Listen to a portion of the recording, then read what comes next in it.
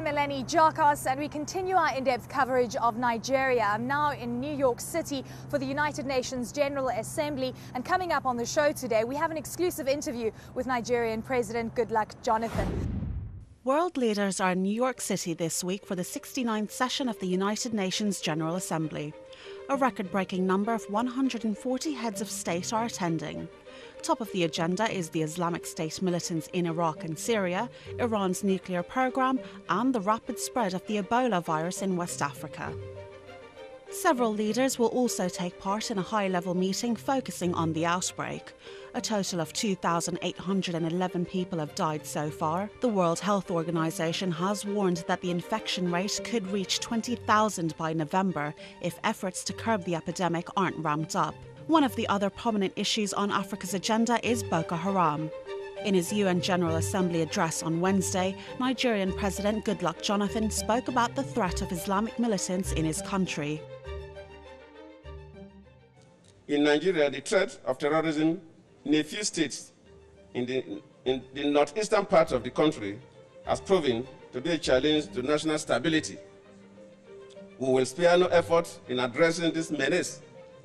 We are therefore confronting it with every resource at our disposal, with due regard for fundamental human rights and the rule of law. Nigeria's next presidential elections are less than 6 months away. Jonathan is yet to throw his hat into the race. State governors from his ruling People's Democratic Party have said they will back a re-election bid. It's the strongest indication yet that he will stand for a second and final term. However, his presidency hasn't been without its challenges. Jonathan has been criticised for failing to combat the rise of Boko Haram. In April this year, the group kidnapped more than 300 girls in northeastern Borno state. Negotiations have been taking place, but the girls are yet to be released. If Jonathan does indeed decide to run, he will have to face his critics, but he would be in charge of what is now Africa's biggest economy. Its immense oil and gas reserves, coupled with a population of some 170 million people, remains lucrative to investors. But stability is key, and if that can be achieved, there is great potential for this African powerhouse. Mr. President, thank you very much for speaking with Bloomberg TV Africa. It's a pleasure to have you on the channel. We know that Nigeria has come a long way over the past few years, and importantly, it's now Africa's largest economy. We've seen a lot of negative headlines, which seems to dominate the media, but the reality is there are tectonic shifts that are occurring in the country. Are you content with the progress that you've made thus far? Thank you. I also have to thank you for your interest in Nigeria. In terms of negative media, of course, you journalists always believe that negative stories sell. Positive stories don't sell, and that is why there's this push for negative information. Also, in a political setting, there's always the tendency for the opposition party to always want to bring government down. So that is also one of the reasons why you see a lot of negative media. But we're quite pleased that even though we have challenges, we're managing the country in a way that we're moving forward in so many fronts. We've not reached where we want to. Of course, no country has reached where they want to be, but we are making significant progress. In terms of the economy, of course, the last rebasing placed us at $510 billion, as a little above $500 billion. That's significant. And that shows that Nigeria has the largest economy. But we're not too satisfied with just having the largest economy. What interests me is not the size of the economy per se. It's significant because that will attract foreign direct investment. But how will my ordinary Nigerians feel? Do they have jobs? Do they have food to eat? Do they go to decent schools? They go to hospitals when they are sick and they are cured? Those are the elements that interest me more. But we are quite pleased with the economy because with that size of economy, the global players are interested in coming to Nigeria, and through that processes will create jobs for our young men and women. Mr. President, you mentioned something so important that it's endemic to the African continent, and that's the issue of unemployment and also education and health and so forth. How are you going to ensure that the prosperity that we're seeing in the Nigerian economy is going to trickle down to the people that need it the most? And you were talking about some of the opportunities that we're seeing in Nigeria right now. Do you think that it's going to benefit the layperson? The issue of unemployment is a critical problem to all presidents or heads of governments all over the world, including probably we're in the United States of America now. Even if you ask Obama, I will tell you that yes, youth unemployment is key. In Nigeria, we are trying, and we believe that as we progress, we'll continue to reduce the unemployment rate. I've set up a special committee now, made up of government functionaries and the private sector. And even before setting up the committee, we had some other programs that we were running. We had what we call the You Win program, where we give grants, not loans, to young entrepreneurs. You write a proposal, kind of a business plan, a neutral body will assess, and if they feel that your business plan will go through, we give you a grant based on the assessment, ranging from 1 million naira to 10 million naira. And a number of them are very, very successful. Almost 80% of them are doing well. And each of them employ one or two others. Some employ up to 20 additional young people. So through that process, we are creating a lot of jobs. We have other products, just like the community service, where we use some of our savings from a reduction in subsidy of hydrocarbons to pay young people who have no jobs, especially those who are not too skilled, to take interest in cleaning up their communities, clearing roads, in terms of road furnishing, that is marking the roads and keep putting lights and so on. That has also taken a lot of unemployed youths out of the pool. And of course, just like as you've mentioned, we are encouraging the private sector, and the private sector is growing. So the private sector is also employing. And so we believe that with the special committee we set up, in the next few years, we'll continue to reduce the level of unemployment in the country. You know, the team is made up of the private sector and the government people, and they believe they can do it. A number of our private sectors are expanding. The power sector, because of the privatization, is expanding. The micro, small, and medium-scale enterprises is expanding. So by the time you aggregate all this, by our own estimates, we can make that 3 million jobs. Well, we're going to a very short break, and when we return, we continue our conversation with President Goodluck Jonathan.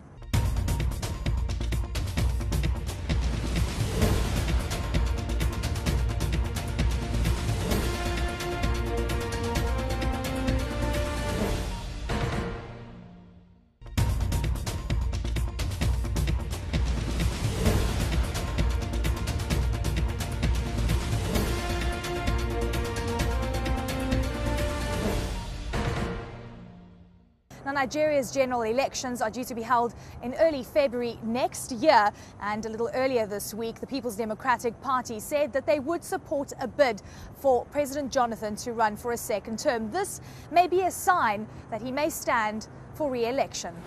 Nigerian President Goodluck Jonathan came into power in May 2010 following the death of Umaru Yar'Adua. Until then, he'd been serving as his vice president. Jonathan won his first election in 2011, vowing to stamp out corruption and boost economic growth. He also announced a multi-billion-dollar plan to tackle electricity shortages by privatizing the power sector. Goodluck Jonathan of PDP, having certified the requirements of the law and scored the highest number of votes, is hereby declared the winner and is returned elected. Less than a year after he was sworn in, he called for an end to fuel subsidies. This in a country where many live on less than $2 a day. Jonathan's decision saw thousands take to the streets. many of them angry over losing one of the few perks for ordinary Nigerians living in an oil-rich state. Clearly, people are angry, people are unhappy, and that is what you are seeing. It has never been like this in Nigeria, not under any situation. So clearly, the people are united because there is only one thing binding them together, the capacity to live, and that has been taken away from them by this policy. The government argued that removing the subsidies would give them $8 billion a year to spend on public projects, but they were soon forced to restore the subsidies. Nigeria's next presidential elections are less than 6 months away. Jonathan is yet to announce whether he will stand for a second and final term. His ruling People's Democratic Party has said they will back a re-election bid. If Jonathan does run for president next year, he will have to shore up confidence. Nigeria may now be Africa's biggest economy, but many of its people are yet to reap in the rewards.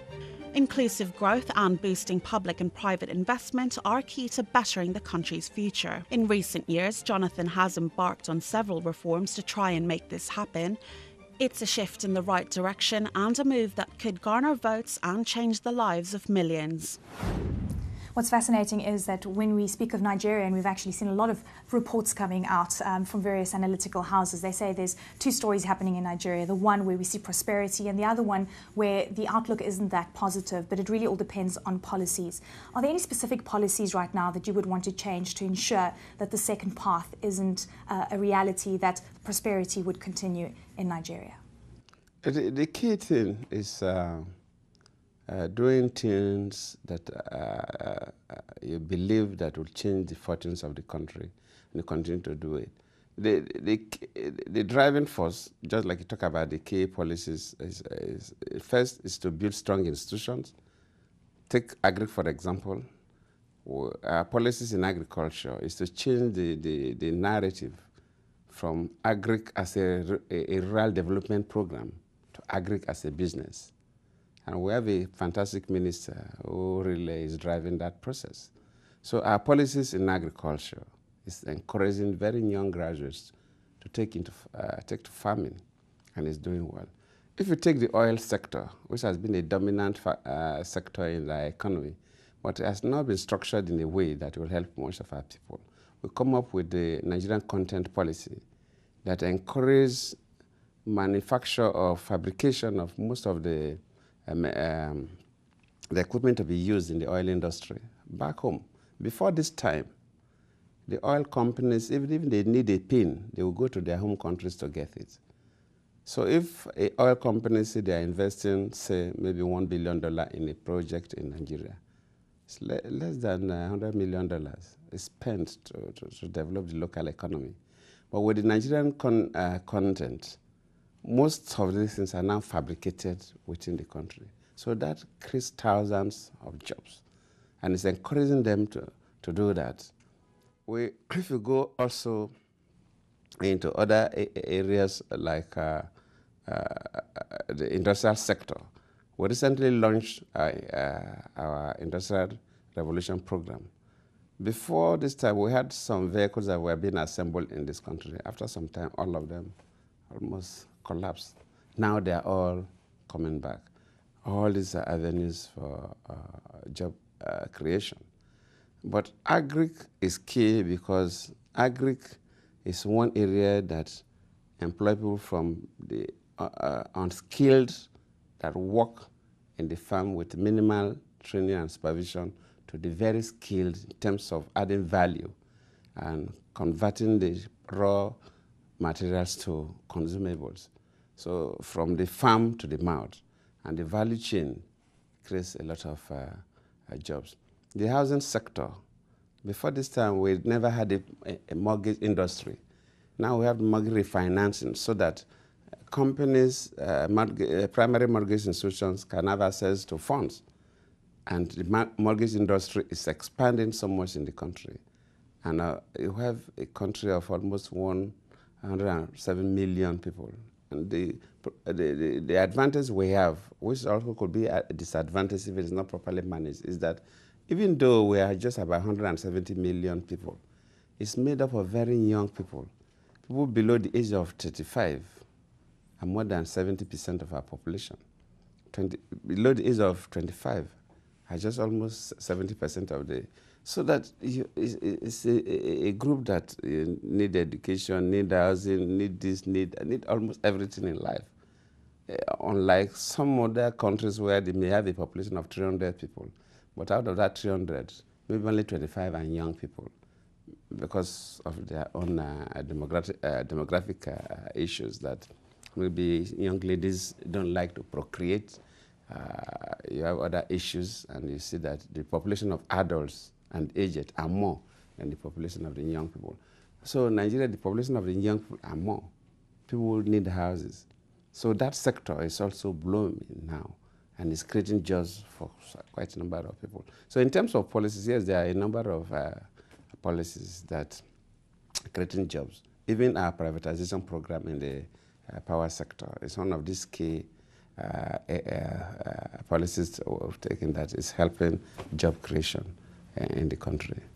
When do you think that the entire country will be electrified? We know that you've put a lot of policies, privatization and so forth. It's a big ask. Definitely the whole country will be electrified, but it's not going to happen one day. Because we are also, in addition to the major grids, we're also talking about the power in terms of using solar to electrify rural communities, using wind. If you go to some northern parts of the country, we have the wind farms, rig fence for some local communities. We will also have these rural electrification programs. So it is going to be gradual. The whole country must be electrified, but it will not happen on the same day.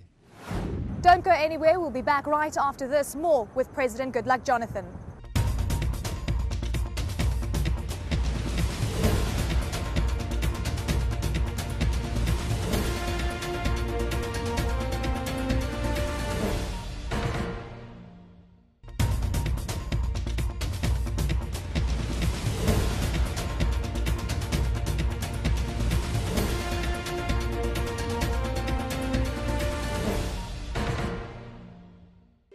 Over the last few months, Boko Haram has made headlines and sparked outcry.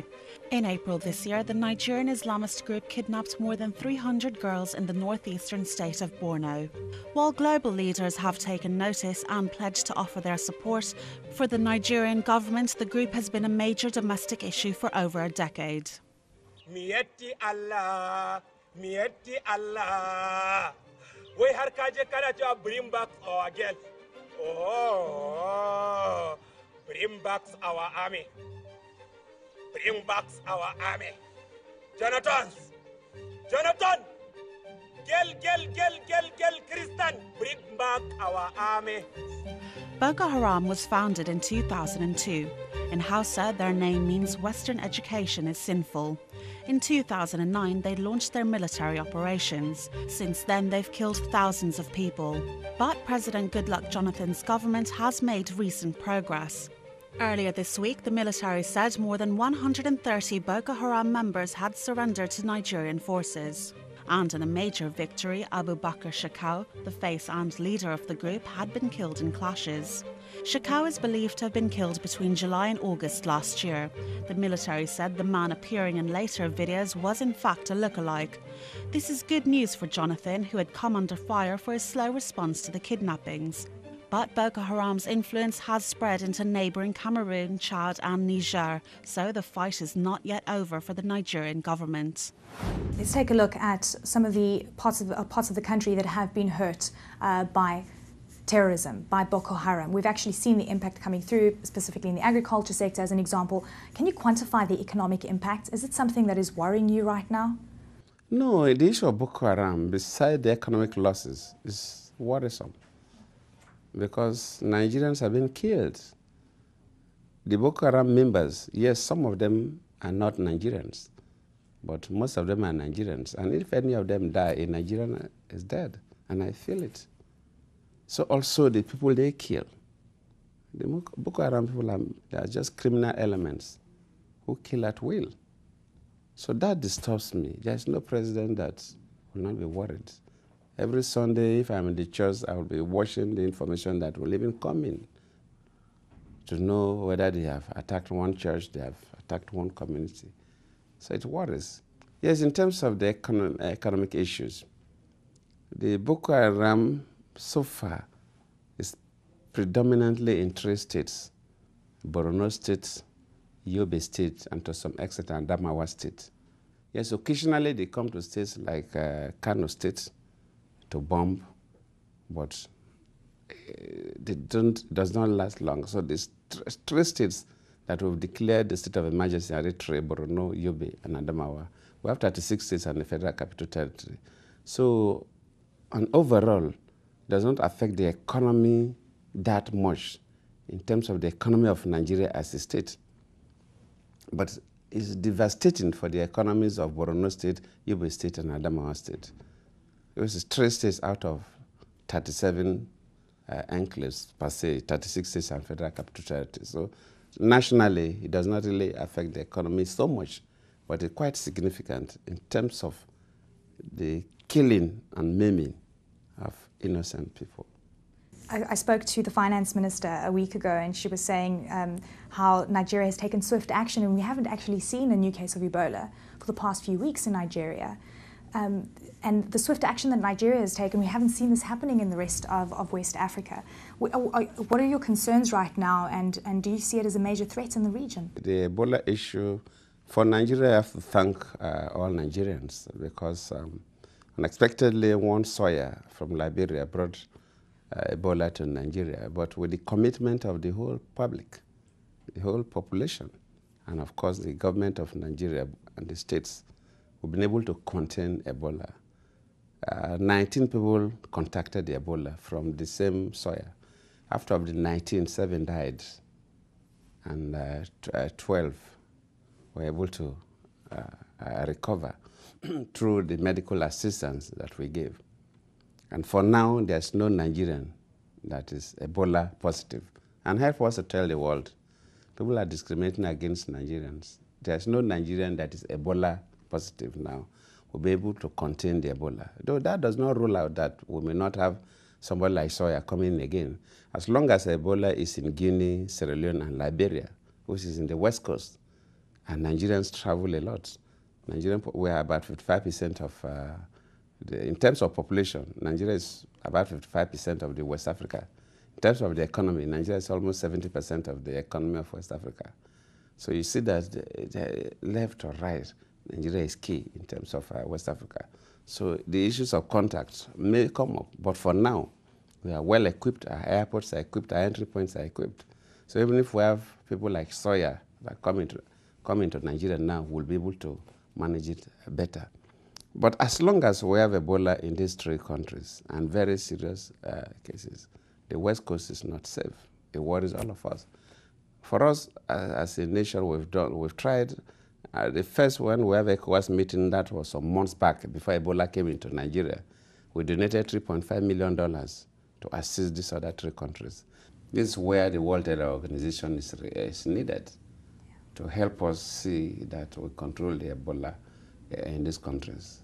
Because if we are unable to control the Ebola in these countries, of course, the Ebola does not require passports or visas to cross our borders. So the best for the world is for us to jointly control the Ebola in these countries. Well, that was President Goodluck. Jonathan, thanks so much for joining us for our special coverage of Nigeria. From Yeleni Jokos in New York City, it's goodbye.